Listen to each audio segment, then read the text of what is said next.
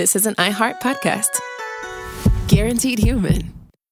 What if mind control is real? If you could control the behavior of anybody around you, what kind of life would you have? Can you hypnotically persuade someone to buy a car? When you look at your car, you're going to become overwhelmed with such good feelings. Can you hypnotize someone into sleeping with you? I gave her some suggestions to be sexually aroused. Can you get someone to join your cult? NLP was used on me to access my subconscious. Mind Games, a new podcast exploring NLP, aka Neuro-Linguistic Programming. Is it a self-help miracle, a shady hypnosis scam, or both? Listen to Mind Games on the iHeartRadio app, Apple Podcasts, or wherever you get your podcasts. You can scroll the headlines all day and still feel empty. I'm Ben Higgins, and If You Can Hear Me is where culture meets the soul. Honest conversations about identity, loss, purpose, peace, faith, and everything in between. Celebrities, thinkers, everyday people, some have answers, most are still figuring it out. And if you've ever felt like there has to be more to the story, this show is for you. Listen to If You Can Hear Me on the iHeartRadio app, Apple Podcasts, or wherever you get your podcasts. This is Special Agent Regal, Special Agent Bradley Hall. In 2018, the FBI took down a ring of spies working for China's Ministry of State Security, one of the most mysterious intelligence agencies in the world. The Sixth Bureau podcast is a story of the inner workings of the MSS and how one man's ambition and mistakes opened its vault of secrets. Listen to The Sixth Bureau on the iHeartRadio app, Apple Podcasts, or wherever you get your podcasts. I'm Amanda Knox, and in the new podcast, Doubt, The Case of Lucy Letby, we unpack the story of an unimaginable tragedy that gripped the UK in 2023. But what if we didn't get the whole story? Evidence has been made to fit. The moment you look at the whole picture, the case collapsed. What if the truth was disguised by a story we chose to believe? Oh my God, I think she might be innocent.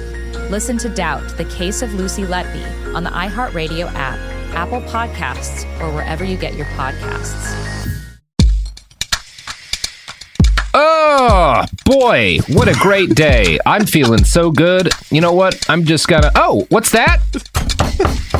Sophie, there's a knock at the door. Who is it? Should we see who it is? I mean, yeah. Why, it's Dan and Jordan from Knowledge Fight. Hey, I had to come running when I heard that weird noise come out of your mouth a second ago. Check on you. All I want to say is... Oh, thank you. Normally it's my atonal grunting that opens the show. I don't know how you guys, you have a great song to lead you in. I don't know how you so consistently open a show without just grunting and moaning. We do that under the theme song. Yeah, we do that. The mics are turned off. Yeah. We're just like stretching before you go run a marathon. You got to just go. Just putting out ennui and doing like heavy in and out breathing. Just pump it up. Hello. God. Hi, I'm Jordan. You're Jordan. You're Dan of the podcast Knowledge Fight, and also, in Dan's case, of the legal effort to sue Alex Jones for repeatedly doing crimes. Yeah, it's weird that may be a credit now. I guess I was a legal consulting expert on the latest deposition that Alex did in the Texas cases. Yeah, people have pointed out multiple times that on like episode 3 or 4 of our show, I made the joke that he would be involved somehow in the lawsuit, and we laughed and laughed and laughed. 700 episodes later. Yeah. Well, I remember when I first started listening to your show, because I was doing the Behind the Bastards episodes on Alex Jones. I was like, God, I fucking hope someone involved in the case against him knows about these guys, because they are uncovering damning stuff every week, and it should probably be involved in the case. Yeah, it finally came about, and good times. Yeah. Well, congratulations. Would you like to talk about something completely different from Alex Jones? I think that would be nice for a change. That would be a delight. So here's a spoiler. I lied. I lied to you. It's not complete. It's not it's a precursor to Alex Jones. This is a story about how the wealthy in America ate and transformed Christianity. That's fun. Yeah. This is a story that is adjacent to the story of the John Birch Society. They're not going to come into it much here, but they are involved. And it is a story that is adjacent to the rise of Alex Jones, because obviously he's heavily influenced by the John Birch Society. This is a precursor. We've talked on this show a bunch, and I know y'all are very well aware that like 72-ish was the first time the religious right was like a political bloc in the country, right? You've got Falwell and these people kind of welding, Billy Graham welding the right wing into a Republican coalition for the first time. But that only was able to happen because of a process that got started in the 1930s. And that's what we're going to talk about today. Hooray. I mean, I would have argued that the first was the Crusades, but, it's very similar. Why you got to politicize the Crusades? Like, sometimes people were just vibing, just some dudes on horseback, couple armies of children getting sold into slavery, not a cell phone in sight. It was non-partisan. Yeah. That's the important thing about it. Yeah, that's exactly right. We were able to put down all of our petty disagreements to deluge Jerusalem in a river of blood. Trickle-down economics. Trickle-up economics. Yeah. All sides. And Saladin's depoliticize mass killings. I like that you asked if we wanted to talk about something other than Alex, and I was like, yeah, maybe something light and breezy. Nope. No, absolutely not. I thought maybe it was going to be an episode about the Bagel Boss. I don't know. That would have been Half nice. of this episode is going to be me reading you letters that different millionaires sent each other talking about how to destroy democracy. So that sounds about right. That sounds good. Yeah. I'm a big advocate, fan of, interested in storytelling. I think it's probably the most powerful thing that people do. You don't get no empire or social movement or civilization gets anywhere without like having a set of stories that the people who are inside that thing believe, and that really, to a significant amount, determines reality. Right? There's a degree to which you can kind of ignore even physical reality if the stories are strong enough, as some of our anti-vax and anti-vaccine friends can attest. There's limits to that, but it's a pretty powerful thing. If you can get people to believe a story, even a ridiculous one, you can get them to do almost anything. And capitalism itself thrives because of the stories people tell about it. The reality, of course, is that capitalism is a system that was cobbled together by a handful of rich people in the 1600s and 1700s. They created the first corporations, which allowed them to pool their money, share risk and profits for risky ventures overseas. And the first things they did was go to the Spice Islands and carry out a brutal genocide in order to gain a monopoly on nutmeg. That was the first thing capitalism ever did. I feel like you're being unfair to the East India Company, okay? This was the Dutch East India Company. Yeah, yes. I mean, they were fine. It was a non-partisan. Again, non-partisan. For nutmeg. Absolutely. And hey, capitalism's not unique. Every system human beings have developed on a large scale is a river of blood. Like they all are, that's just the way people be. But if you tell the story of capitalism accurately, which is that it's, another chapter in the history of human beings finding ways to be shitty to each other in large groups, that's not something people like to hear, right? You're not going to get a whole bunch of people rah over capitalism if you're just talking about how they murdered several ethnic groups for nutmeg. You're certainly not going to get a lot of rah from the people who have a lot of capital. Yeah, exactly. And those people like to find better stories to explain what capitalism is, and to get people to identify it enough that they'll threaten a race war if you try to amend the system at all. Which is why groups like the Acton Institute, a right-wing Christian think tank, write stuff like this. And I'm going to quote from an article titled "How Christianity Created Capitalism." The people of the High Middle Ages were agog with wonder at great mechanical clocks, new forms of gears for windmills and watermills, improvements in wagons and carts, shoulder harnesses for beasts of burden, the ocean-going ship rudder, eyeglasses and magnifying glasses, iron smelting and ironwork, stone cutting, and new architectural principles. So many new types of machines were invented and put to use by 1300 that historian John Gimple wrote a book in 1976 called the Industrial Revolution of the Middle Ages. Without the growth of capitalism, however, such technical discoveries would have been idle novelties. They would seldom have been put in the hands of ordinary human beings through swift and easy exchange. They would not have been studied and rapidly copied and improved by eager competitors. All this was made possible by freedom for enterprise, markets, and competition, and that in turn was provided by the Catholic Church. Okay, I'm going to throw this out there. You got some notes? I'm going to throw this out there. It's a little late to respond to this. No. letter. I think that it's about time. Somebody has got to refute this, okay? Mm-hmm. I think kind of the underlying words that he was saying was slaves. Nothing would have been made without slaves. You know? Like free labor. Like, yeah. Well, and it's so comprehensively silly because it's like, well, but during the Middle Ages, a huge amount of the most significant technological development and philosophical development and like mathematical developments were being made by the different caliphates that were in charge of the Muslim world, which were not living under a capitalist system. But they were under the Catholic Church. Yes. Famously, the Abbasid Caliphate, big fans of the Pope. Yeah. I mean, yeah, it's a pretty ludicrous way to look at to argue that like it's a pretty ludicrous description of history, I think. And we could dunk on this article all day, but it's the reality of the situation is just Christianity did not create capitalism. But there is a story, which we're going to talk about today, of how capitalism hijacked Christianity. And the specific capitalists who masterminded this shit have names and like sent letters to each other. And we have those letters. A bunch of people have written about this. So now it's time for a fun story, guys. Hooray. Our tale starts in the decades before the Great Depression, when the massive trusts and fortunes accumulated by robber barons of the Gilded Age clashed increasingly with organized labor, right?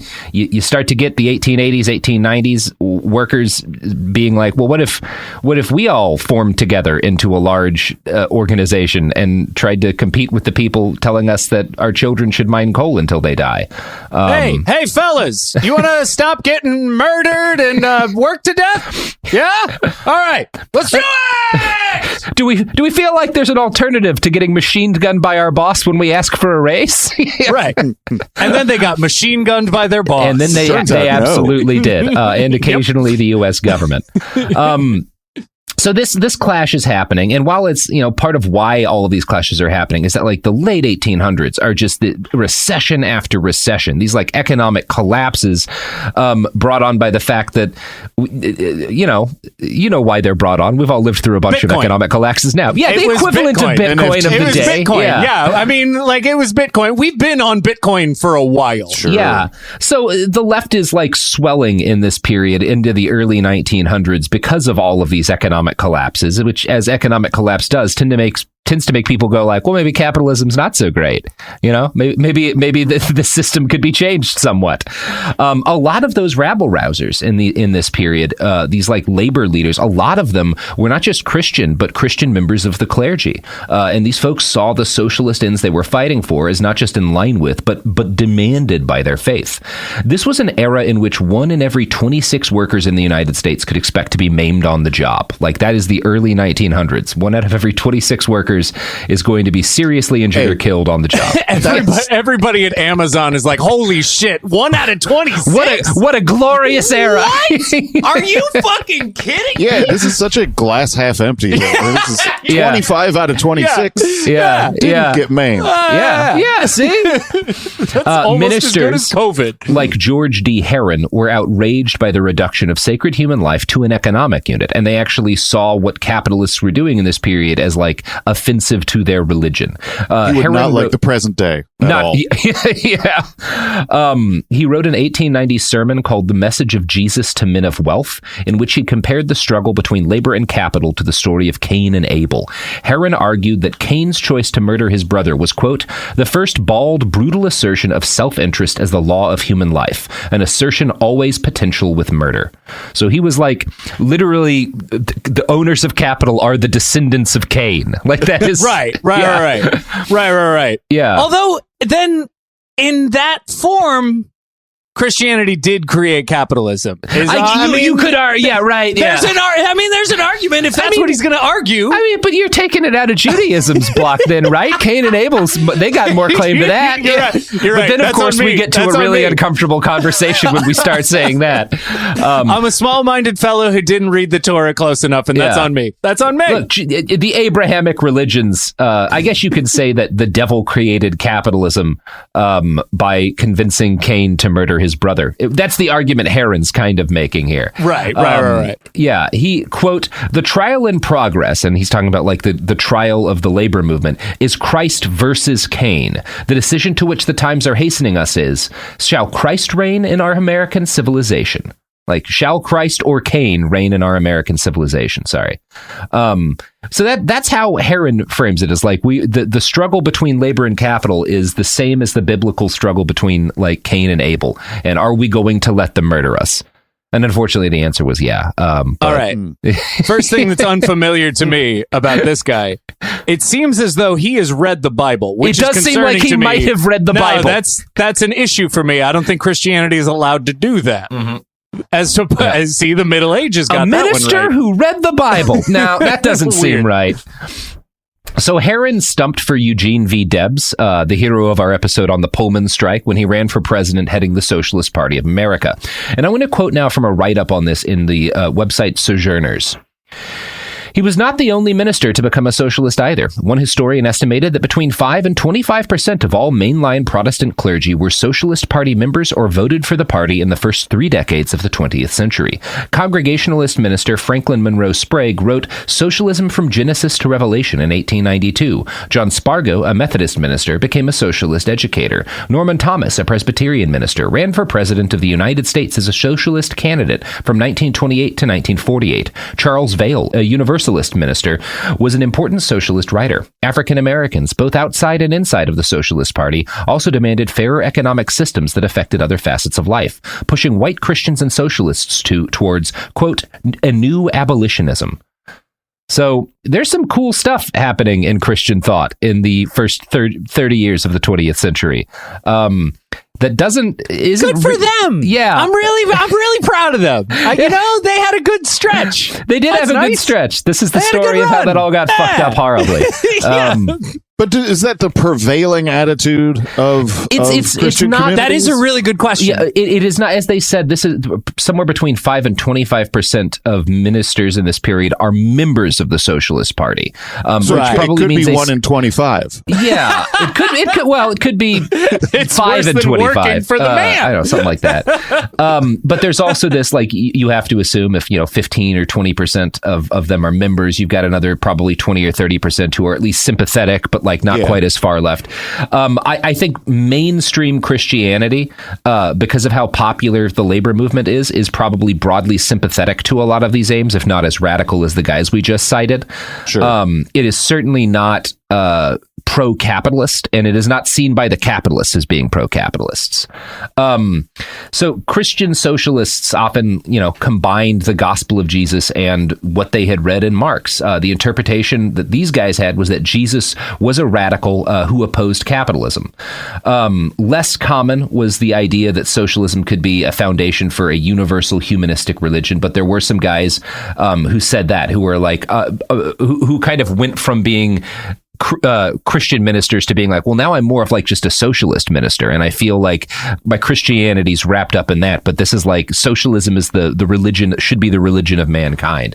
You get that on like, that's the fringe. Yeah, I don't like legislating from the pulpit. I'll tell you that right now. That's not what I'm in for here. Also, that sounds like exactly what Alex is terrified of. Yeah. The nightmare of nightmares. And a lot of the capitalists in this period are fucking terrified of this because it's spreading really widely.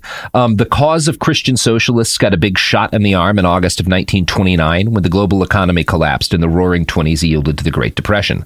Franklin Delano Roosevelt was elected in 1932 on the promise of providing Americans with a New Deal.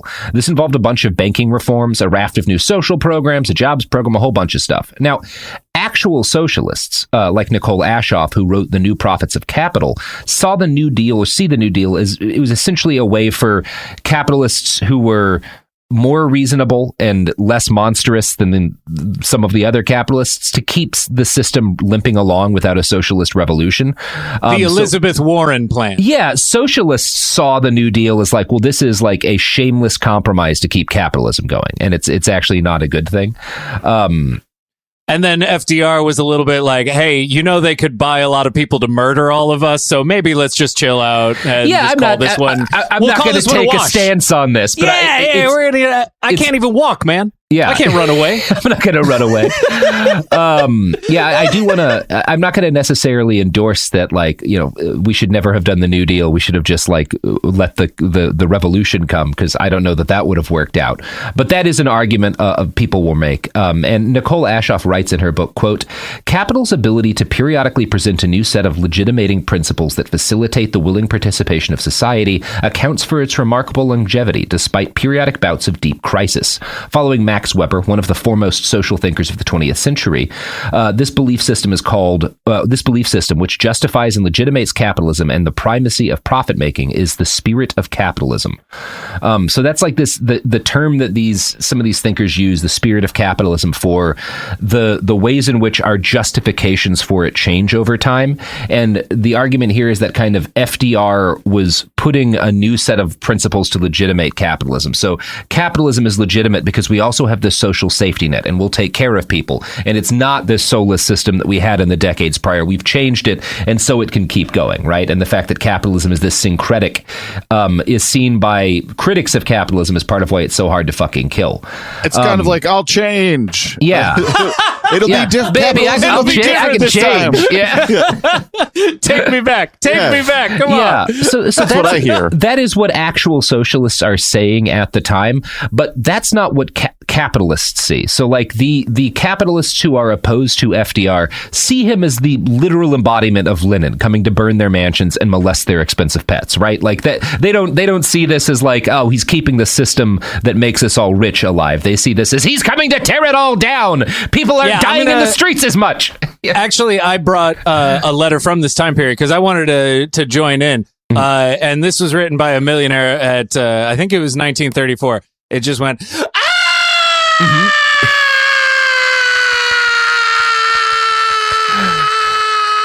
Wait, turn over the page. Oh, yeah, sorry. Oh, you got to stop this. Yeah, that was the last. Yeah, that is an adequate summary of what these people are saying at the time. And a number of these dudes, titans of industry, guys who own companies like General Motors, form an organization called the National Association of Manufacturers in 1895. I know them. Yeah. Oh, you know that? You know Nam? The Candy Man was hanging out with yes, them. he was. Yeah, he sure did. Yeah. Welch, one of the founders of the John Birch Society. Yeah.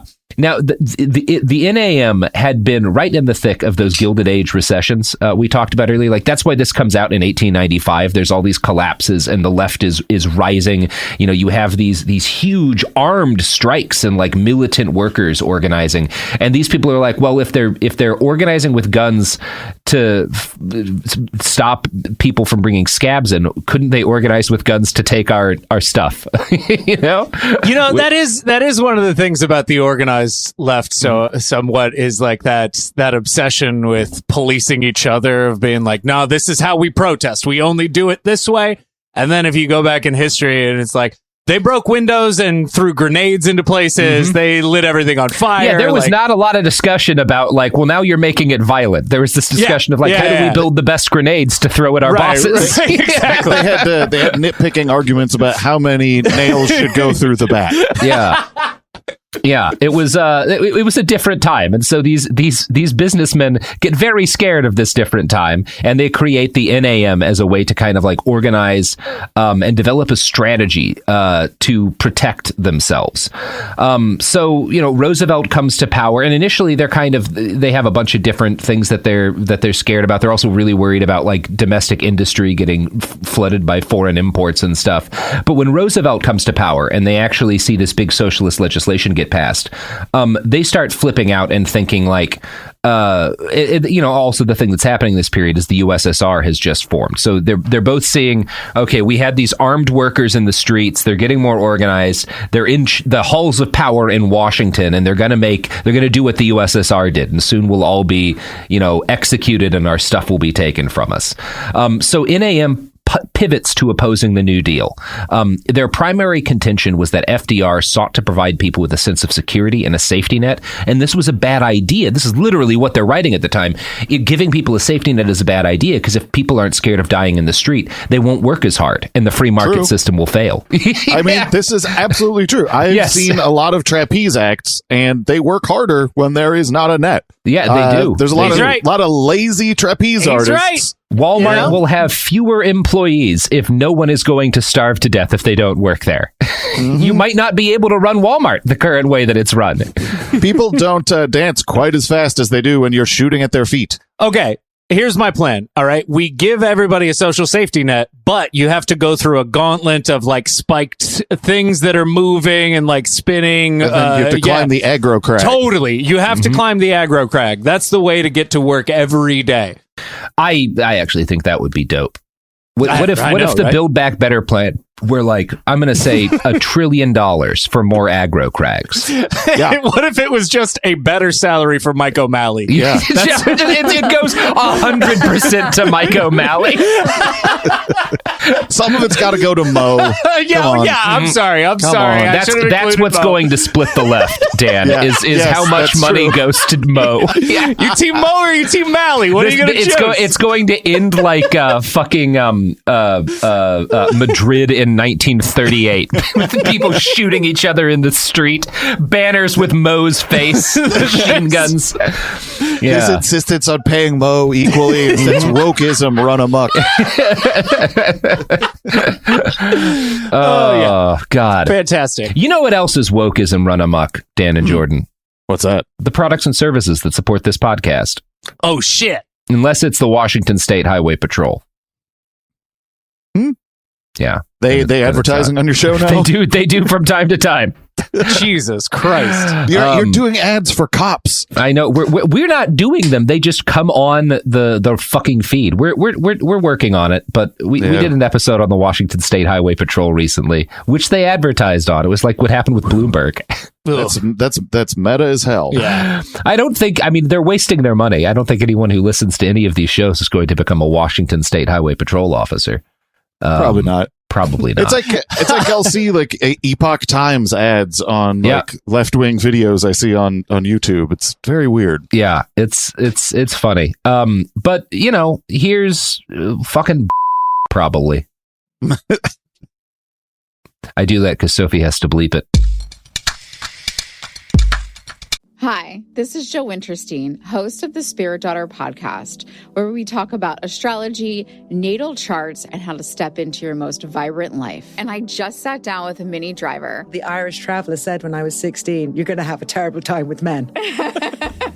Actor, storyteller, and unapologetic Aquarian visionary. Aquarius is all about freedom-loving and different perspectives, and I find a lot of people with strong placements in Aquarius are misunderstood. A Sun and Venus in Aquarius in her 7th house spark her unconventional approach to partnership. He really has taught me to embrace people sleeping in different rooms, on different houses, in different places, but just an embracing of the isness of it all. If you're navigating your own transformation or just want a chart-side view into how a leading artist integrates astrology, creativity, and real life, this episode is a must listen. Listen to the Spirit Daughter podcast starting on February 24th on the iHeartRadio app, Apple Podcasts, or wherever you listen to your podcasts. What if mind control is real? If you could control the behavior of anybody around you, what kind of life would you have? Can you hypnotically persuade someone to buy a car? When you look at your car, you're going to become overwhelmed with such good feelings. Can you hypnotize someone into sleeping with you? I gave her some suggestions to be sexually aroused. Can you get someone to join your cult? NLP was used on me to access my subconscious. NLP, aka Neuro-Linguistic Programming, is a blend of hypnosis, linguistics, and psychology. Fans say it's like finally getting a user manual for your brain. It's about engineering consciousness. Mind Games is the story of NLP. Its crazy cast of disciples and the fake doctor who invented it at a New Age commune and sold it to guys in suits. He stood trial for murder and got acquitted. The biggest mind game of all? NLP might actually work. This is wild. Listen to Mind Games on the iHeartRadio app, Apple Podcasts, or wherever you get your podcasts.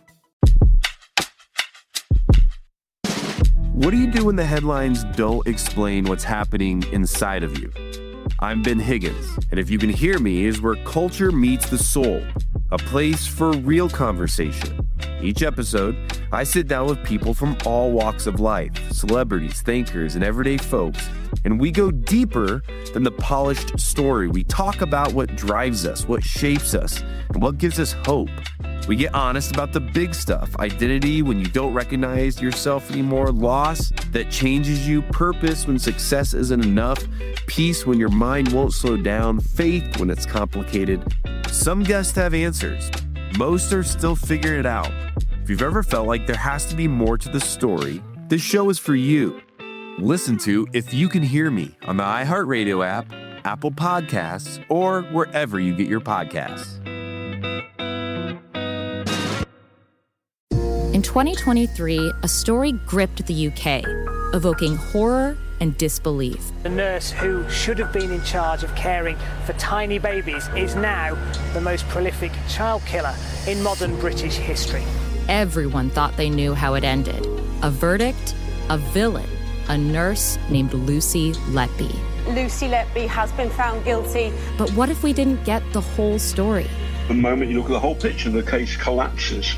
I'm Amanda Knox, and in the new podcast, Doubt, the Case of Lucy Letby, we follow the evidence and hear from the people that lived it to ask what really happened when the world decided who Lucy Letby was. No voicing of any skepticism or doubt.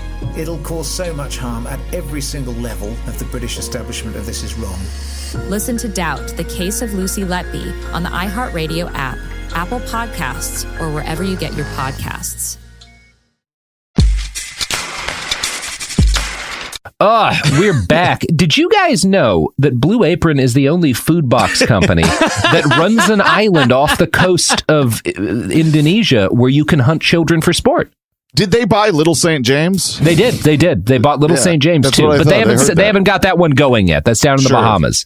The only person I want to hunt is John Leguizamo, and that's because The Pest was my favorite movie in the 90s. So that's just how it's got to go for me. I mean, I don't think any court would convict you, but that's a separate discussion. So we're talking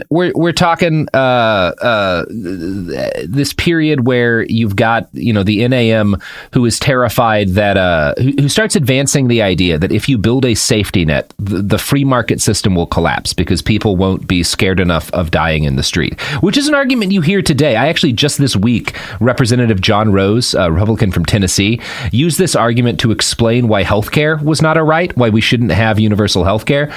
Quote, if you really want to be free, it can't be a right. We have to have an incentive for people to struggle to support themselves. Like this is when that line is invented, right? That was not always a justification that like if we try to do a safety net, people won't work hard. They're coming up with this stuff in this period. It's cool. It's good stuff. What a great scam. It is what a great really scam. Great scam to just look people dead in the eye and say, live or die, buddy, you should go to work today. Yeah. If you aren't starving, then this whole system falls apart. It's a little insulting, too, in terms of like saying that people who do things don't have any reason to do it other than like pure survival. Yeah, I think a lot of jobs people would do it if money didn't exist in the same form. I think most of the people who were doctors would be doctors if, we lived under a different system. I think all of the people who are artists would still be artists, except for maybe Pitbull. I had to cut Dan's Achilles tendons to make sure that he stayed here, but other than that... That's why I'm always in this chair. Yeah, exactly. Yes, basically what you have to do with chickens to keep them in the roost. To keep them laying those eggs, baby. Dan, come on. Clip Dan's wings so he doesn't fly out and start another podcast. Till I die. Can't have me going to Austin again.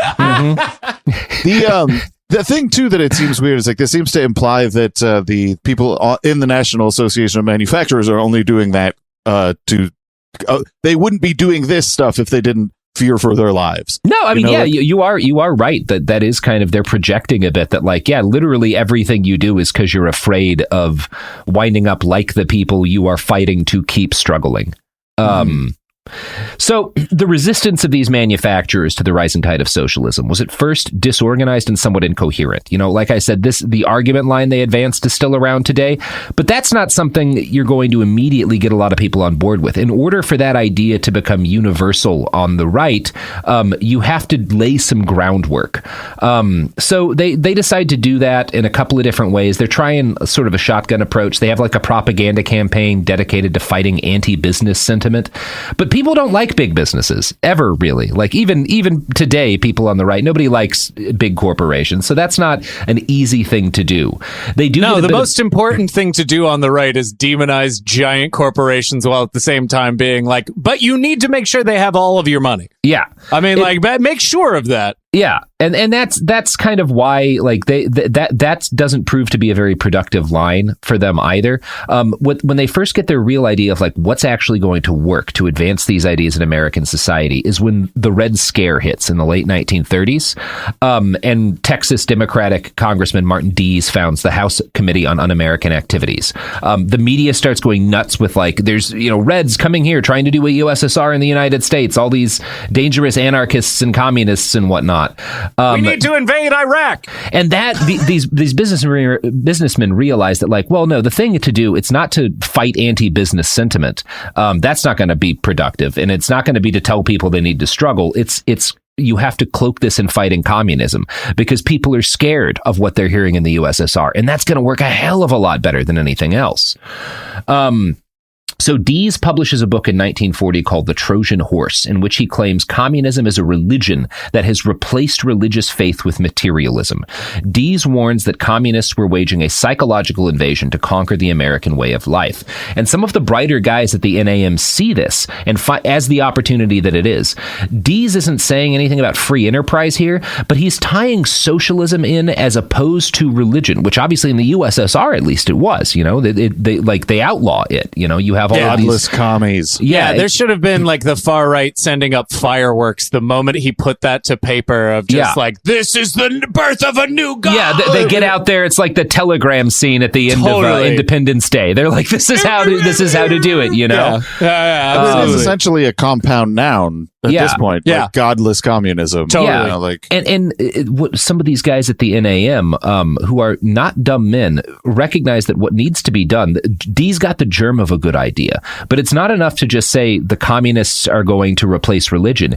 You also have to tie capitalism to religion. You have to make Christianity intimately a part of capitalism, and that's how you fucking do this shit, right? That's the groundwork you need to get people to believe all the shit you need them to believe if you want to keep all of the money in your hands, Hey, if you want people to believe something fake, go to the people who already believe fake shit.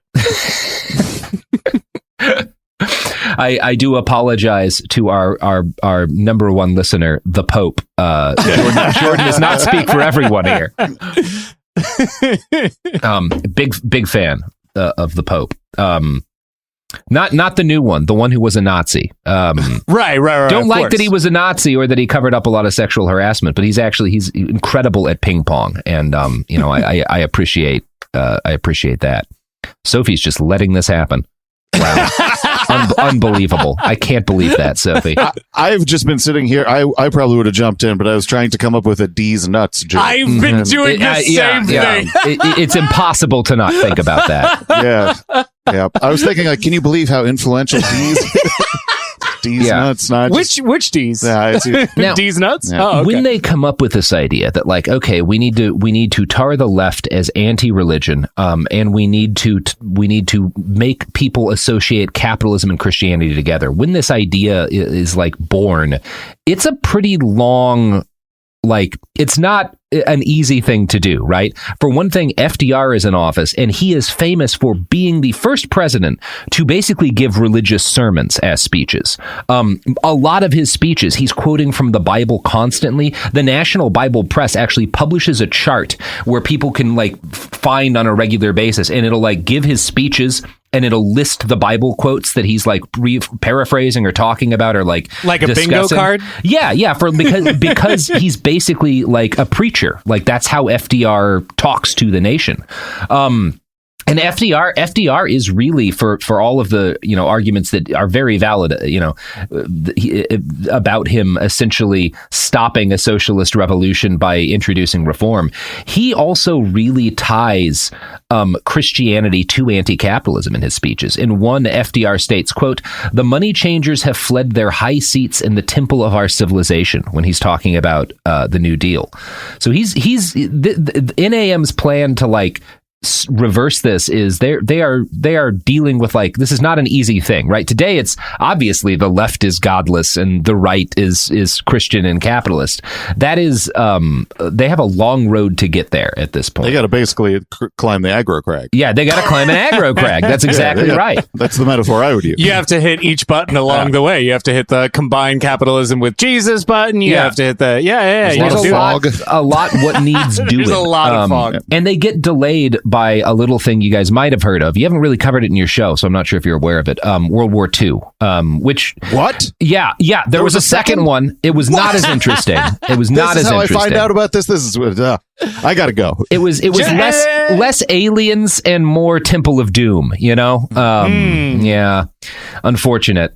You hate to see, a sequel that just doesn't live up to the original, but... Sophomore slump? Yeah, exactly. World War III, though. That's gonna be our Alien 3, finally. The good one. What, you don't like The Last Crusade? I like The Last Crusade. The Last Crusade is maybe my favorite of them. Yeah. It's so Sean great. Connery and Harrison Ford. What more do you want? Oh, man. Sean Connery and Harrison Ford fighting Nazis. He's got the stamp in the library, and at the same time he hits this. And that's just great comedy. That's just great comedy, man. It is. It's good movie. So let's hope our World War III is less Alien 3 and more Indiana Jones and the Last Crusade. Fingers crossed, everybody. Absolutely. Fingers crossed. Our World War III that may have started by the time this episode drops. Well, to be fair, that's World War IV, according to some people, because of the Cold War. The Cold War. Some of the people who are maybe involved in the story you're telling might view it that way. My argument is if the Germans don't start it, it's not a world war. If it's not from champagne in France, it's not really champagne. It's just a sparkling global conflict. Can I just say all of your laughs about the next World War? Pretty scary. Yeah, I mean, what else are you because they're scary laughs. We're all terrified. You realize we're terrified. Yeah. It's like... Robert's not allowed to predict things, World War guys. II kicks off, and this is bad for the NAM, both because a lot of the guys involved in the NAM were part of the America First movement and did not want to go to war because they were big fans of Nazi Germany. But it's also a problem I thought it was because they'd spent too much time in Nam. Boom! Give me 50 point NAM, Nam. I got you. Yeah, we got it. No. We're just... All right. Everybody's got the same look, which is quiet disapproval. No, I want more. I can't help you out when you yell boom and then want a high five. I just can't help you. So during the war years, NAM's propaganda, they can't really execute this plan that they've started to cobble together because the U.S. is allied with the USSR. So fear-mongering against the Reds does not work as well when you are shipping them as many tanks as you can possibly put together. When you are handing as many guns as you have to the Soviets because they're the only thing standing between the world and a tide of Nazis, it's hard to get people scared about the commies, Yeah, a little bit tough. Yeah, so they are kind of planning and thinking during this period, though. And one of the things that some of these people start to realize is that if they're really going to push this agenda through, if they're going to make Christianity and capitalism be the same thing in the minds of millions of Americans, it's not going to, a bunch of CEOs aren't going to make that happen. They need an inside man. They need a popular, charismatic preacher who knows how to talk to other ministers and to congregations. They need an active partner who is a religious leader, and they find this partner in James W. Fifield Jr. Now, I want to quote from a write-up in Politico by Kevin Cruz, who's done a lot of writing on this subject. Quote, in December of 1940, more than 5,000 industrialists from across the nation made their yearly pilgrimage to the Waldorf Astoria Hotel in New York City, convening for the annual meeting of the National Association of Manufacturers. The program promised an impressive slate of speakers: titans at General Motors, General Electric, Standard Oil, Mutual Life, and Sears Roebuck, popular lecturers such as etiquette expert Emily Post and renowned philosopher-historian Will Durant, even FBI Director J. Edgar Hoover. Tucked away near the end of the program was a name few knew initially: Reverend James W. Fifield Jr. Handsome, tall, and somewhat gangly, the 41-year-old Congregationalist minister bore more than a passing resemblance to Jimmy Stewart. Addressing the crowd of business leaders, Fifield delivered a passionate defense of the American system of free enterprise and a withering assault on its perceived enemies in Franklin D. Roosevelt's administration.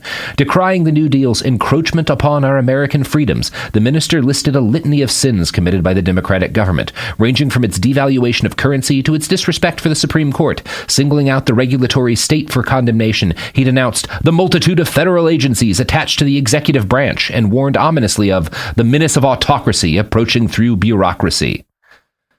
So, all right. Yeah. I have to assume Emily Post had some notes on that speech. I think she was on board. Might not have been great etiquette, though. I think we might not want to look too much into what Emily Post believed. It's wild that you could have like someone who is an etiquette expert whose name is still recognizable. You know, It like, is. It's what if someone was going around now being an etiquette expert? Yeah. Is that what an influencer is ultimately? Yeah. No.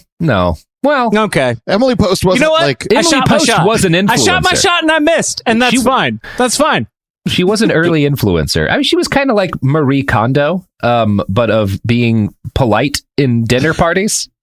Yeah. Try not saying go fuck yourself. Yeah. So Fifield's primary argument to this huge room full of the richest people in the world was that capital could only save itself from the menaces of unionism and social democracy by tying itself in religion in opposition to Soviet socialism, which was godless. He was adamant that the clergy would be big business's strongest ally in this quest, and his speech was met with thunderous applause. So this guy is saying exactly what these dudes have been thinking, and he's also seems to be proposing a way forward in this plan. Fifield had been beating this particular drum for a while. He'd gotten his start in Michigan. His big brother was a really popular preacher who gained prominence in that area for taking over a struggling church and turning it profitable, and Fifield did the same thing himself, and it was so successful that he got a gig at the First Congregational Church in Los Angeles in 1935. And I want to quote now from a paper by Eckhart Toy from the University of Washington on Fifield's background. When Fifield became minister of the church, he realized it had incurred a substantial debt of $750,000, which is like $13 million today.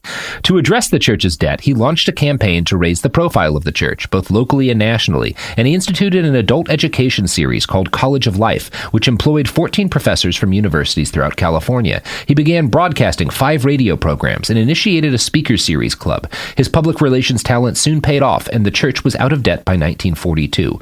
So this is the guy who creates the first megachurch.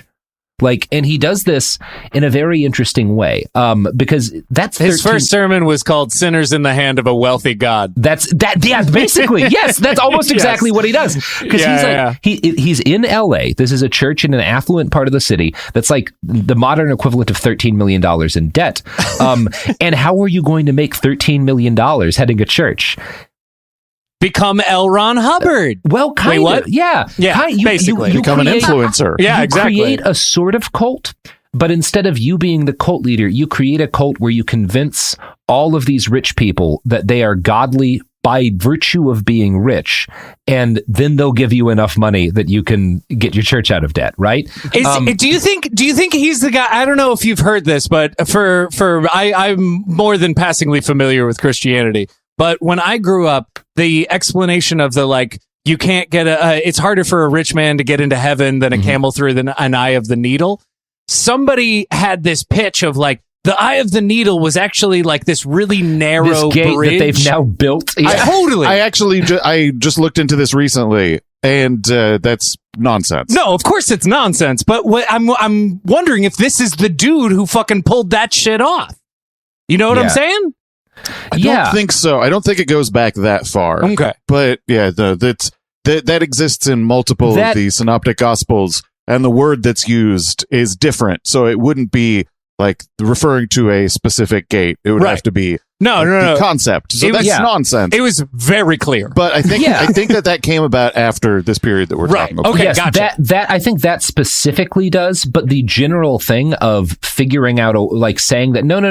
Despite what everyone says about Jesus, he actually thinks if you're a good person, you get rich. What everyone says. Jesus, what the man Bible who was says. violent once in his life, and it was against bankers. No. But there was if you that time he said he likes swords. There right? was that. There was that time, go sell your stuff and get a sword. If you read the good Gospels, at one point in time, he murders a kid just for getting in his way. So you're getting Gnostic now. That's the shit. He killed dragons. Jesus was Child a badass, gospel. ultimate superhero. Just murdering kids left and right. That's He the brought him Jesus. back. Yeah. He brought him so he's back. just fucking with him? Yes. He was more fucking with the parents, I think. It was a better time. That is the kind of Christianity I could get on board with. So Fifield gets his church out of debt by appealing to the wealthiest people in Los Angeles, and finding ways to show them that like Christian doctrine actually says you don't need to give money to the poor. Sources will often describe him as politically conservative but doctrinally liberal, and what that means is that like he was very conservative with his politics, but he was liberal in his interpretation of the Bible because it let him justify his politics. It was loose with his interpretations. He's a fun guy. So he tweaked the Bible a lot. Cruz notes that he, quote, dismissed the many passages in the New Testament about wealth and poverty and instead assured the elite that their worldly success was a sign of God's blessings. This is a huge hit. He makes $13 million in the space of a few years, like 4 years, to get his church out of debt. He is very good at this. If you've ever read Douglas Adams's, I think the 5th book in the yes, there's a character where Ford Prefect goes to this planet and there is a sex worker who explains that her job is telling rich people that it's okay to be rich. Mm-hmm. And that is exactly what that guy's job is. Yeah, that is literally the whole thing he's doing. The whole thing. It's okay for you to be rich and fuck with everybody. You're good. Yeah, you don't need to give your money up in taxes, but I'll take some and I'll keep telling you. I'll cut the Bible apart to make you feel like a decent person. Isn't it actually charity to get me out of this debt? Yeah. It's like diametrically opposed to the slave Bible. His Bible is the rich person Bible, and then they cut out the different shit for the other. Yeah. So this is wildly successful. Again, he makes $750,000 in like 4 years, in donations, which is a fuckload of money. So he decides, I got to take this shit on the road. Like I could, this works this well in LA. I could make this work everywhere. He founds an organization called a comedian. Yeah. He's going to go on tour. Yes, exactly. He founds an organization called Spiritual Mobilization.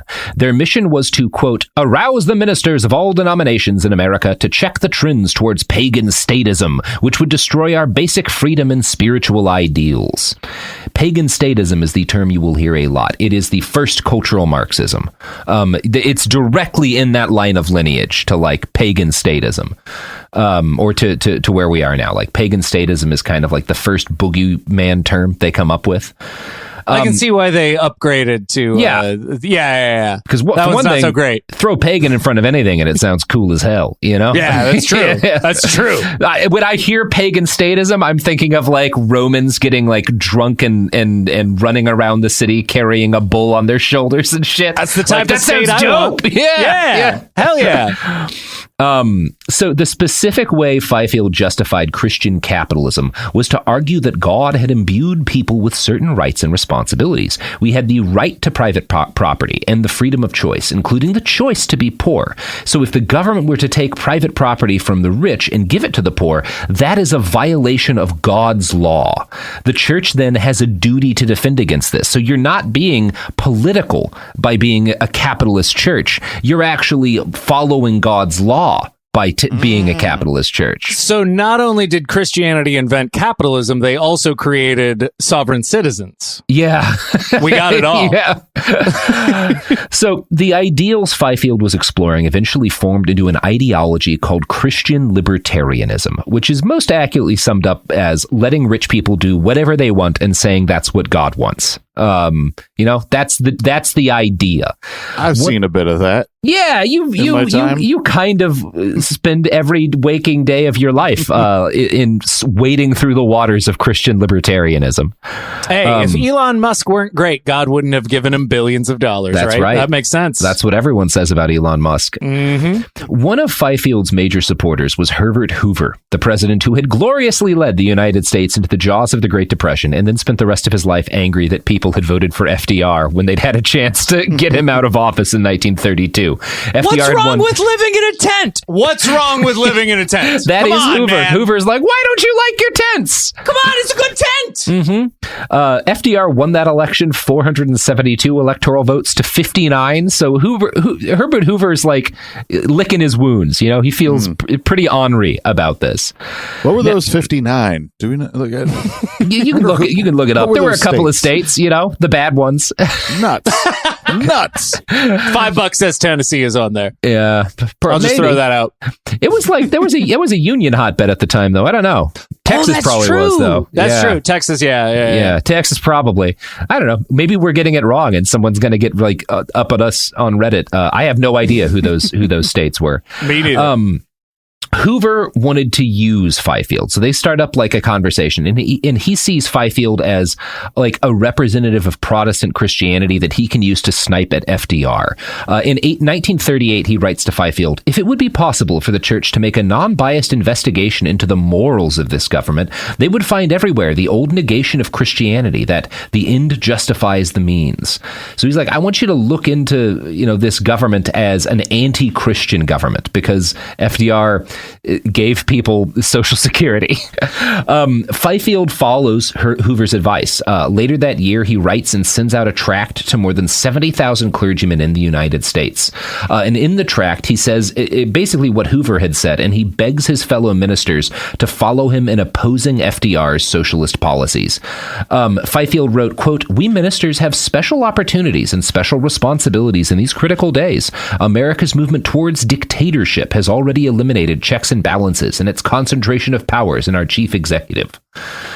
Which, Jesus said the meek shall inherit the earth, but after the current rich people are already dead and their money is given away, well, actually, we'll see 1,000 or 2,000, 3,000 years or so, the meek will totally inherit the earth. It's coming, meek guys. Don't worry. I promise. Meek, you stay meek, though. Otherwise, you're not going to inherit the earth. That makes perfect sense to me. Yeah, you got it. Yeah.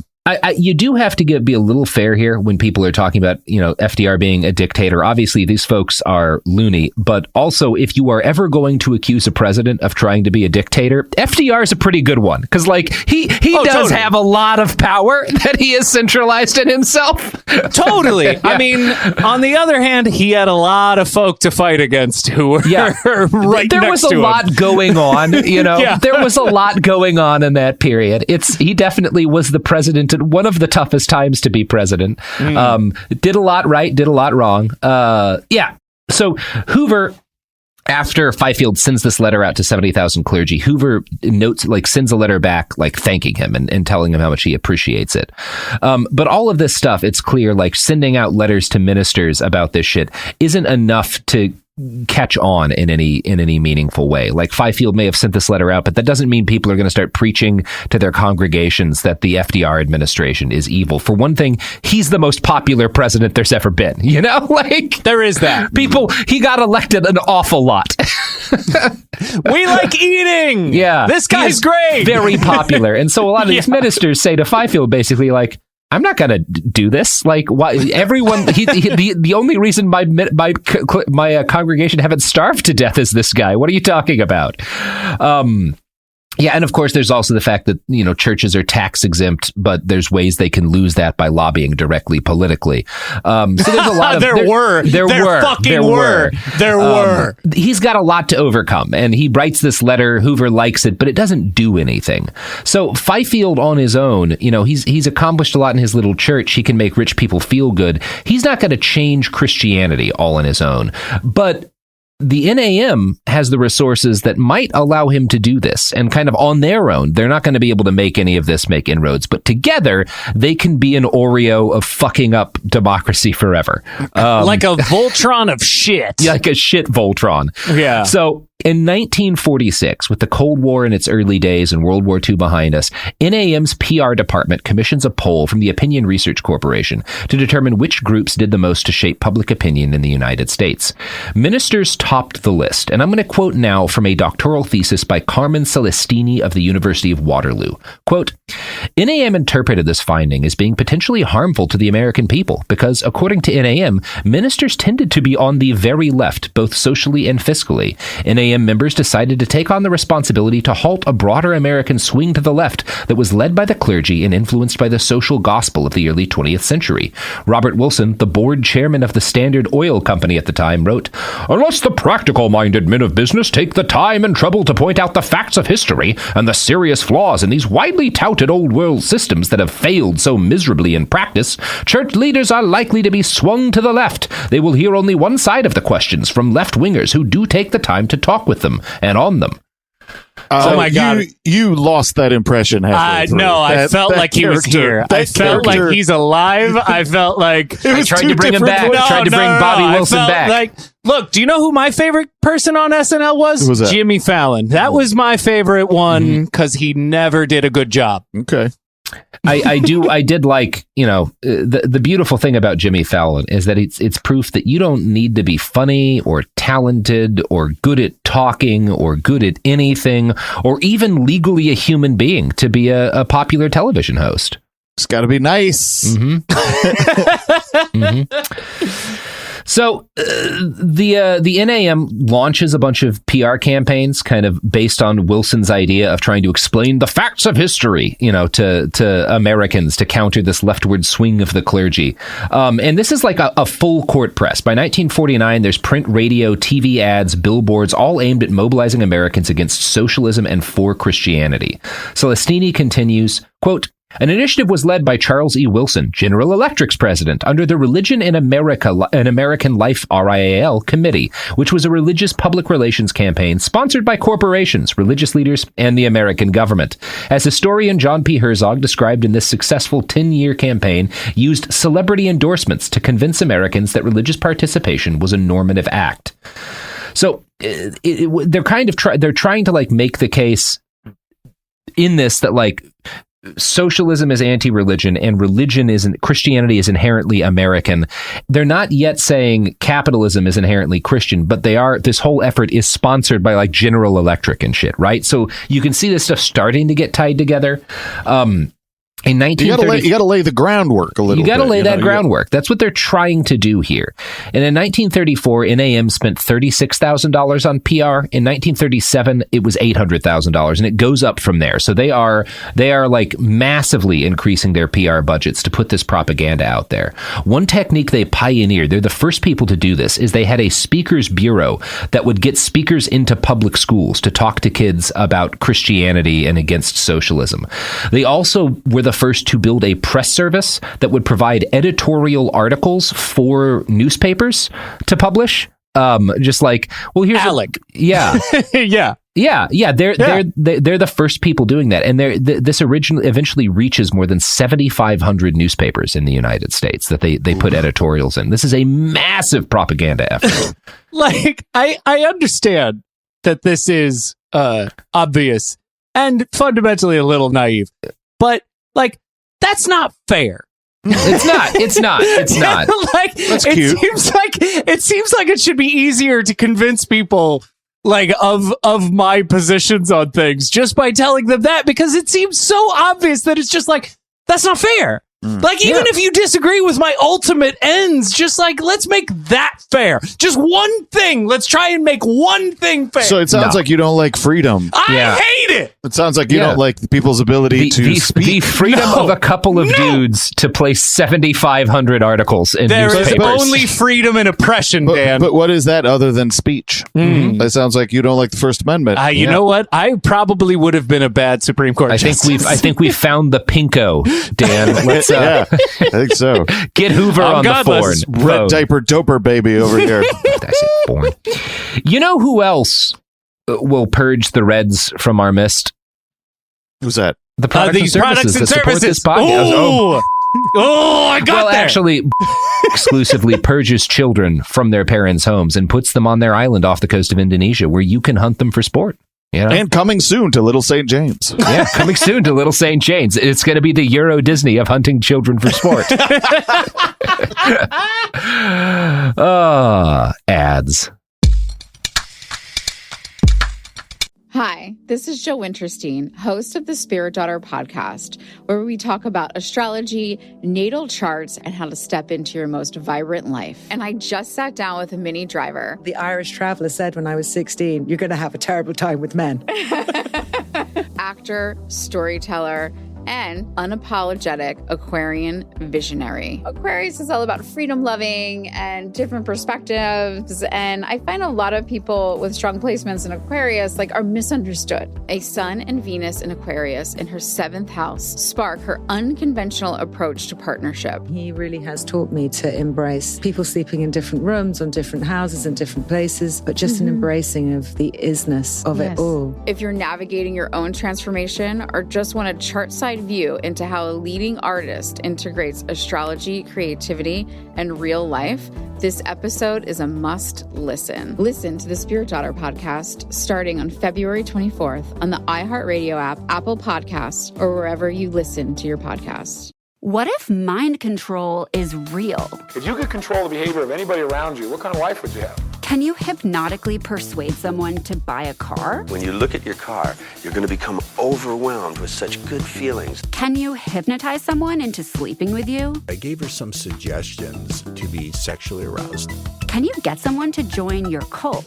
NLP was used on me to access my subconscious. NLP, aka Neuro-Linguistic Programming, is a blend of hypnosis, linguistics, and psychology. Fans say it's like finally getting a user manual for your brain. It's about engineering consciousness. Mind Games is the story of NLP. Its crazy cast of disciples and the fake doctor who invented it at a New Age commune and sold it to guys in suits. He stood trial for murder and got acquitted. The biggest mind game of all? NLP might actually work. This is wild. Listen to Mind Games on the iHeartRadio app, Apple Podcasts, or wherever you get your podcasts. What do you do when the headlines don't explain what's happening inside of you? I'm Ben Higgins, and if you can hear me is where culture meets the soul, a place for real conversation.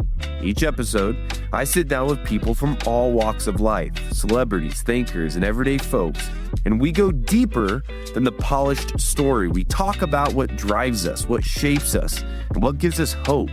We get honest about the big stuff: identity when you don't recognize yourself anymore, loss that changes you, purpose when success isn't enough, peace when your mind won't slow down, faith when it's complicated. Some guests have answers. Most are still figuring it out. If you've ever felt like there has to be more to the story, this show is for you. Listen to If You Can Hear Me on the iHeartRadio app, Apple Podcasts, or wherever you get your podcasts. China's Ministry of State Security is one of the most mysterious and powerful spy agencies in the world. But in 2017, the FBI got inside. This is Special Agent Regal, Special Agent Bradley Hall. This MSS officer has no idea the U.S. government is onto him. But the FBI has his chats, texts, emails, even his personal diary. Hear how they got it on the 6th Bureau podcast. I now have several terabytes of an MSS officer, no doubt, no question, of his life. And that's a unicorn.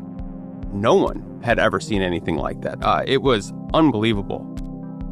This is a story of the inner workings of the MSS and how one man's ambition and mistakes opened its vault of secrets. Listen to The Sixth Bureau on the iHeartRadio app, Apple Podcasts, or wherever you get your podcasts. We're back. So, as we've talked about, this propaganda campaign that the NAM carries out reaches a shitload of people, but it also doesn't do the trick. It is not as successful as they want it to be because it's really crude and obvious propaganda. And I'm going to quote from Kevin Cruz again here.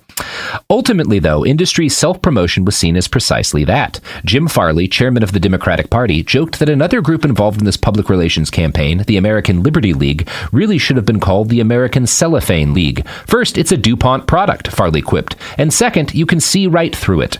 Even President Franklin Delano Roosevelt took his shots. It has been said that there are two great commandments. One is to love God, and the other is to love your neighbor, he noted soon after the Liberty League's creation.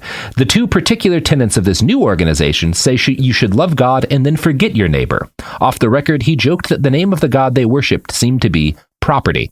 Which, yes, absolutely. Yeah. I mean, you could have put the nail on the head with a Moloch, but you know, you still crushed it. I'm still proud of him. So this effort that the NAM is like, and the part of the NAM that kind of like Wilson is leading, they're trying to support public religion, make the act of religion anti-socialist, and tie that into capitalism just by the fact that it's sponsored by corporations, right? It's kind of a subtle thing compared to what Fifield is doing.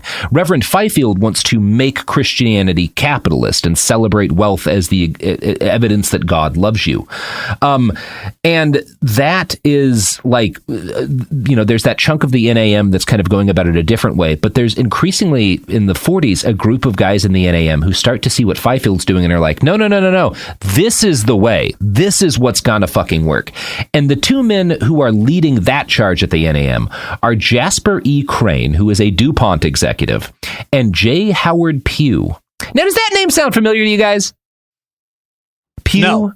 Pew doesn't mean anything to you? Pew. Well, I mean, there's that. You've never heard of the Pew Research Center? Listen, if you expect me to know that shit, you're way off base. No, you've heard of like the Pew polls, the Pew right? Research. Yeah. Yeah, that's who this is. Shit. What do you think he came up with church benches? I legitimately 100% thought he came up with church benches. Okay. I know you think that's a joke. Johnny Pew. Everyone was just standing for centuries before Johnny Pew. Who else would name them that? It had to be a guy named Pew. No, Pew is the namesake of the Pew Research Center. He and his brother are both rich business guys, and they start an organization called the Pew Charitable Trust. And in 1996, the Pew Charitable Trust starts. So before the Pew Research Center is the Pew Research Center, it's owned by the Times Mirror Company, and it's doing polling through there. And in 1996, the Pew Charitable Trust starts funding the Times Mirror Company's Research Center, and it gets renamed the Pew Research Center. So that's where the name of the Pew Polling does. He does not found Pew Polling, but it is founded like in his name by the organization that he helped to found. So J. Howard Pugh was the founder of Sun Oil Company and one of the wealthiest men on the planet, Sunoco, right? Like that's this dude. Sure. And he has all of the money ever.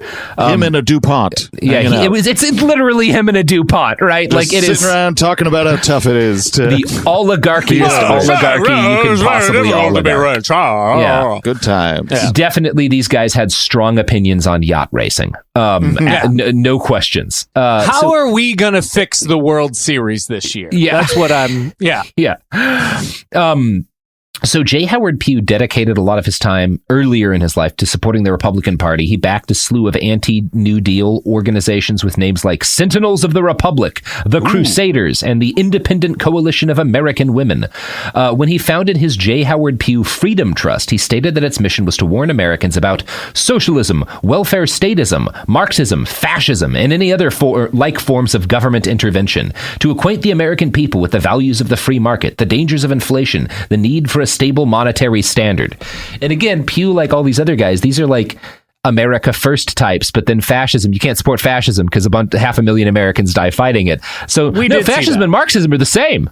Same thing. Ignore the 20 million dead communists. You know? Why? What are you going to complain? Get out of here. Same thing. Yeah, and obviously fascism only ever gets to power with the buy-in of the wealthy. But, that's a story for another day and a story we told a couple of years ago. Yeah, I was going to say, that's a story for literally every story you tell. Yeah, that's just a story for forever. That's just the story. So Pugh's first big attempt to culture jam his beliefs about capitalism into mainstream religion came through his work with an organization called the Layman's Council for the National Council of Churches. The NCC is like this big national church organization. And his goal was not to put politics in the NCC. First, he just wanted to push them to not be political because he thought the clergy was so left-wing that you could never turn them right. So the best you can do is get them to not talk about politics. And he eventually gave the NCC up as hopelessly liberal. And when he reported back to his NAM colleagues about the fact that hey, we're not going to get these leftist ministers to stop talking about socialism, his buddy Jasper Crane agrees that the NCC is a lost cause. Now, Crane had made his millions in plastics, and like Pugh, he spent them backing a variety of far-right causes, including a newspaper he called The Free Man. He was heavily involved in Princeton's theological school. He's a slave. Yeah, he's a slave to me. The free man, yeah. And he kept up a bracing correspondence with different pastors. When Pugh came to him complaining about the NCC, he wrote, quote, "This nation, under God, was the slogan of the National Council of Churches when it was organized, and I have always felt that it was an incomplete quotation that has been improperly used in some quarters. What Lincoln said was, 'This nation under God shall have a new birth of freedom.' That has sounded magnificent, for liberty comes from God, and freedom, its environment, is maintained by the state. The United States of America, dedicated to freedom, affected the separation of church and state, but that in no way threw over the doctrine that this nation is under God's governance." So you see why they want under God to be added to things, right? Because under God to them means God wants you to be free. Freedom is property. So by saying this nation is under God, we are saying this nation has to be dedicated to the preservation of property rights. That's the argument he's making. It's like an entire speech is just shut down to just I feel like you guys are incapable of critical thought. And they're all like, yeah, totally. You're the smartest dude I've ever met. 100%. Yeah. Oh boy. And Dan, we are coming up to a quote you're going to like. So I think that might be the first time I've come across an idea that is now very normative in right-wing circles, that separation of state doesn't mean this isn't a Christian country. Yeah. And to Crane and to Pugh, Christianity and capitalism were hand in glove. They very much are in agreement with Fifield about this. And Crane and Pugh exchanged letters that we have. And in one of these letters, Crane writes that the United States was presently mired at, quote, "with ensuing bewilderment and terror, mounting crime, juvenile delinquency, sin, suffering, and sorrow, as the different manifestations of socialism have spread across the world. Communism, fascism, national socialism, interventionism, Fabian socialism, the New Deal, the welfare state. The danger becomes acute. Civilization with liberty and human dignity seems doomed." List 5 more things. Yeah. I do love, we got a Fabian socialism. You're all about Fabian socialism, Dan. I'm all about it. I mean, I guess Alex yells about it a bit. Yeah. I learned about it from watching you and talking about Alex. You sound like you're talking to dad. I'm doing these drugs and I learned watching you. I learned about it from watching you. Yeah. So Pugh and Crane, this is a dark hour for them. They convinced civilization is doomed because the rich are being taxed. And they could have been a great comedy duo in Britain. Pugh and Crane. Great. Yeah, Pugh and Crane. I would watch the shit out of that Throwing show. pies at the king in Buckingham Palace. Oh, amazing. Yeah. Pugh Crane and the Fife. Bring in Pugh Crane and the Fife. Yeah. Hey, they call him Dr. Pepper because he drinks a lot of soda. That would have been a better world. So yeah, they decide after this thing with the NCC fails, and they see the propaganda that their buddies in the NAM coming up with just does not seem to be sticking the way they want it to. They decide to invest in Reverend Fifield. Now, Pugh was well aware of Fifield's work, and while he admired the Christian libertarianism that Fifield supported, he was really cynical about the hands-off approach that Fifield took to actually spreading his ideology. These letters that he's sending ministers. ministers. Fifield mainly just like shotgunned essays and arguments out to ministers that he had on his mailing list, but he believed in leaving the details of what they should do up to the individual ministers. He didn't want to actually tell people what to do. And Pew wrote about this, quote, "I am frank to confess that if Dr. Fifield has developed a concrete program and knows exactly where he is going and what he expects to accomplish, that conception has never become clearly defined in my mind." So he's kind of critical about this guy, but Pew is savvy enough to realize that NAM's propaganda has failed. One of his colleagues in the organization reported in 1945, quote, "Of the approximately 30 preachers with whom I have thus far talked, I have yet to find one who was unqualifiedly impressed. One of the men put it most typically for the rest when he said, 'The careful preparation and framework for the meetings to which we are brought to is too apparent. We cannot help but see that it is expertly designed propaganda and that there must be big money behind it. We easily become suspicious.'" So like what you're doing is obvious. So all right, bail on the ministers. Now we got to go for the kids. Okay, they're not smart enough to cut through our bullshit. So let's convince that their children to support capitalism. They are going after the kids. Yeah, that's the plan. I also like the idea that there's that realization of like, this propaganda is too good. Yeah. No one's going to fall for it. It's so obviously well funded. It's really shamefully obvious. Oh my God, this is Wendy's Twitter account. Jeez.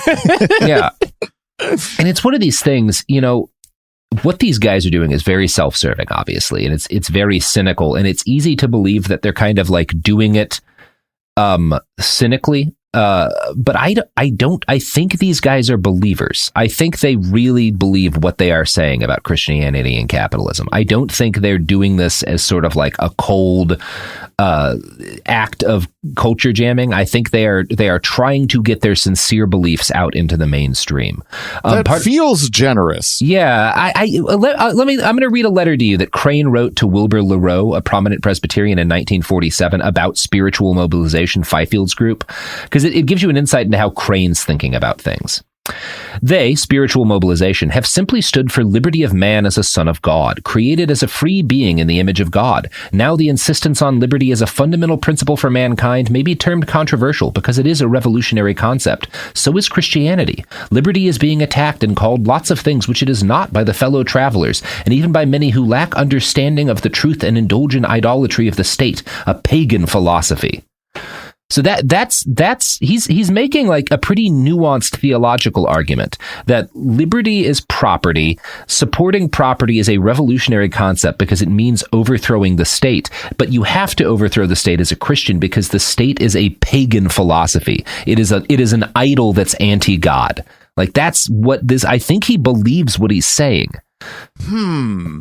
That is a question of. I mean, people believed a lot of crazy shit. Yeah, I mean, that doesn't make it okay. People still believe a lot of crazy shit. It is the question of like, are these millionaires trying to like exploit capitalism? Are they doing it cynically, or are they doing it because that's what they believe about the world? It is like a question of cynicism. Yeah, I mean, I think it gets to the ultimate like stupid v evil continuum. You know, like, yeah, of course you're stupid, but where on the evil continuum side are you if you're capable of like analyzing how evil your own actions are? Yeah. Do you know what I'm saying? Yeah. And that is the question. And obviously I don't purport to have an absolute answer to that, but I kind of feel like these guys were believers. And I want to quote again. I don't know. I feel like if you get $1 million, the only thing you believe in is $1 million. You know what I'm saying? Well, that but you're gonna find ways to justify if you're a DuPont, that. Yeah. Well, yeah, that's kind of what I like. Your core belief is I would like more than $1 million. Yes. And then everything that spirals out from there. Yeah, but also if the belief system you live in is Christianity, your core belief isn't just I want to have more money. Your core belief might be Jesus wants me to have more money, you know? That's true. It's a debatable point. I'm going to read a quote by Eckhart Tolle, writing for Pacific Northwest Quarterly again, kind of about. Is this Eckhart Tolle? No, Eckhart Tolle. Okay. Eckhart Tolle Jr., actually. So far, still an inspirational person. Mm-hmm. In 1947, Fifield and Spiritual Mobilization planned a program called Freedom in Peril. The plan was to send out the manuscripts of more than 15,000 copies of sermons on the subject of freedom. Ministers across the country were to preach them in October that year. All they had to sign was a return postcard indicating their willingness to preach on the subject of freedom. There were built-in incentives in the plan. If they preached one of the sermons on a specific date, ministers would be entered into a contest for substantial prizes. In a telegram dated October 13th, 1947, Fifield wrote to Crane that 25,000 pastors from a wide spectrum of denominations had preached his sermon on the perils to freedom as a part of Spiritual Mobilization's crusade. So now we have Fifield is taking their money and he has shifted his tactics. Now he is specifically trying to get people to do a thing. He's not just trying to convince them of something. He's saying, hey, I want you to write I want you to write like a sermon. I've written a sermon. I want you to give this to your if you do, you'll be entered into a lottery. And yeah, you can win money if you read this sermon. That's shady. And like if you could write a sermon, if it's the best sermon on the subject of freedom, we could you could call it the shameless manipulation of faith for corrupt and venal ends. But Fifield also is a true believer. We have, or at least I think so.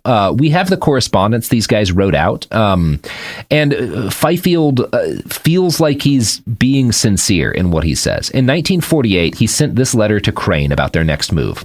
I am believing more and more that we will not win our fight for liberty by laying the principal emphasis on the material accomplishments of our American civilization. We must stress the spiritual and cultural accomplishments, the greater justice, and the increase in the solution of social problems.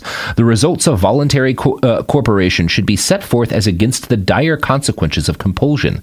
The argument is clinched by the amazing material wealth, the aesthetic enjoyments, and the greater opportunity for the pursuit of happiness. I think following this line of thought, we are in a stronger position to combat the attack of the collectivists. Do you see what he's saying there?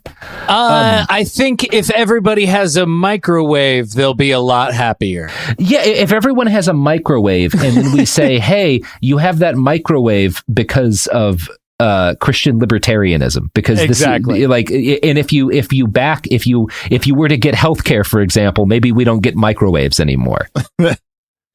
And celebrating the possession of that microwave is godliness. Is godliness, in some form. Let's remember Jesus's parable of the servants and the talents. You know, the master gave one servant one talent microwave. And said, bet it on this, and you might win a microwave. And then everybody, didn't win a microwave, but that's what hope is. That's what hope is, that you might one day own a microwave. You might win a microwave.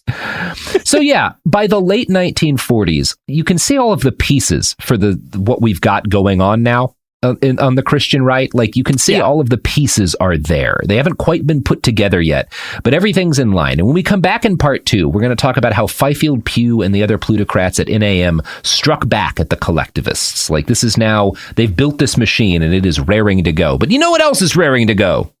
Before you get to that, also, Hoover mostly was Pennsylvania. Yes. Sorry. I looked that up during one of the breaks and I wanted to make sure people didn't tweet it at you. Okay, that's what Hoover won Pennsylvania. That was most God damn Pennsylvania. It. God Don't damn tweet it. at me. God damn it. At knowledge_fight. Don't tweet anything about Pennsylvania. God damn it. Yeah. Just get out ahead of that. Fucking Hoover. Wow. Speaking of Herbert Hoover, he's a big fan of your podcast, Knowledge Fight, which people can find at knowledgefight.com or wherever podcasts are in existence. So, it's some of those places. Yeah, I've heard of that. Yeah. We're not on some things, though. We're not on a lot of things. No, that's true. Like happiness. We're not on that. Stitcher. Stitcher, we're not on that. Yeah. Impersonate Dan and Jordan and download all of their episodes and upload them on Stitcher. Do it. Yeah, you could do it. It'll only take you 1,100 hours. Yeah, it would never take you years of your life.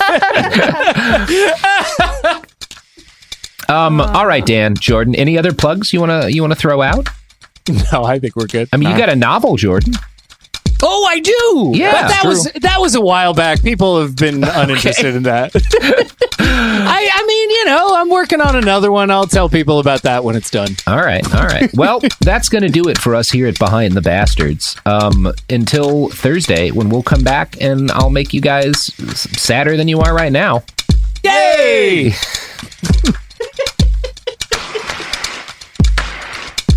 What if mind control is real? If you could control the behavior of anybody around you, what kind of life would you have? Can you hypnotically persuade someone to buy a car? When you look at your car, you're going to become overwhelmed with such good feelings. Can you hypnotize someone into sleeping with you? I gave her some suggestions to be sexually aroused. Can you get someone to join your cult? NLP was used on me to access my subconscious. Mind Games, a new podcast exploring NLP, aka neuro-linguistic programming.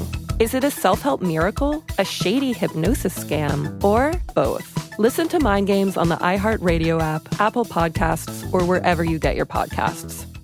You can scroll the headlines all day and still feel empty. I'm Ben Higgins, and If You Can Hear Me is where culture meets the soul. Honest conversations about identity, loss, purpose, peace, faith, and everything in between. Celebrities, thinkers, everyday people, some have answers, most are still figuring it out. And if you've ever felt like there has to be more to the story, this show is for you.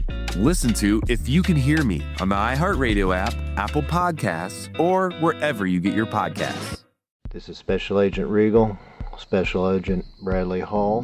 In 2018, the FBI took down a ring of spies working for China's Ministry of State Security, one of the most mysterious intelligence agencies in the world. The Sixth Bureau podcast is a story of the inner workings of the MSS and how one man's ambition and mistakes opened its vault of secrets. Listen to The Sixth Bureau on the iHeartRadio app, Apple Podcasts, or wherever you get your podcasts. I'm Amanda Knox, and in the new podcast, Doubt, the Case of Lucy Letby, we unpack the story of an unimaginable tragedy that gripped the UK in 2023. But what if we didn't get the whole story? Evidence has been made to fit. The moment you look at the whole picture, the case collapsed. What if the truth was disguised by a story we chose to believe? Oh my God, I think she might be innocent. Listen to Doubt, the Case of Lucy Letby on the iHeartRadio app, Apple Podcasts, or wherever you get your podcasts. This is an iHeart podcast. Guaranteed human.